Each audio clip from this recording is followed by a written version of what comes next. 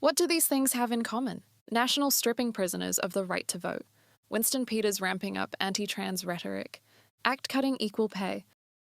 They seem like separate issues, but they're all part of the same political tactic, one with deep roots in New Zealand's history. These aren't random attacks. They follow a colonial blueprint laid down in 1893, the year New Zealand became the first country to grant women the vote. Except that universal suffrage was never truly universal.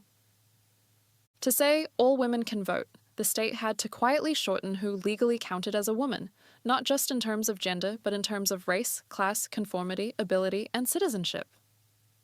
They didn't say, some women can't vote. That would break the illusion. Instead, they ensured that those outside certain boundaries weren't legally counted as women in the eyes of the vote. Who was redefined out of womanhood in 1893? Maori women were denied equal political recognition due to land loss, making many of them propertyless, and thus not included due to vagabond laws. Prisoners were automatically excluded. Criminalization rendered you unworthy of civil participation.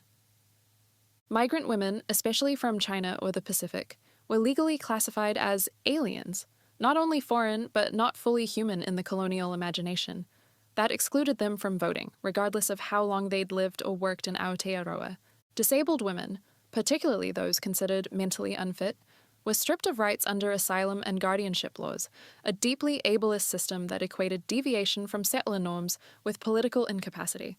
Gender nonconforming women, trans women, masculine-presenting women, cross-dressers, or those who did not fit Victorian ideals of femininity were often criminalized as idle, pathologized as deviant, or simply excluded from protection and rights. These exclusions were foundational. So-called universal suffrage was done by legally redefining who counted as a woman, and then stripping rights from those who didn't fit the mold. Now in 2025, that same mechanism is being reused. The state starts with claiming universality. Everyone has equal rights. All women are protected. Then they redefine who counts. In the eyes of the state, a woman, or a citizen for that matter, is not transgender, not gender nonconforming, not a prisoner, not a migrant, not Maori, not poor. ACT's equal pay repeal is a textbook case. The more woman gets framed narrowly, as white, cis, middle class, and able-bodied, the easier it becomes to remove rights from all the others. Trans women, poor women, Maori women, disabled women, women in prison, gender nonconforming women, all pushed to the margins, making the centre easier to target. Today, politicians and media repeat this old trick. Build divisions, isolate undeserving women, and use that division to weaken resistance. Cis women are told to fear trans women. White women are told to hate Maori women. Law-abiding citizens are told prisoners don't deserve rights. But the real target is everyone's rights. Once you accept that some women don't deserve rights, the door opens to removing them from all women. That's how the Equal Pay Act got gutted. Not by targeting every woman directly, but by slowly eroding who counts as a real woman in law and policy. This is the strategy.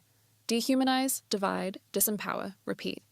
Anyone fueling hatred toward trans people, Maori, migrants, prisoners, gender non-conforming people, or disabled people, is just doing the state's job for it. Because if rights can be taken from them, they can be taken from you too.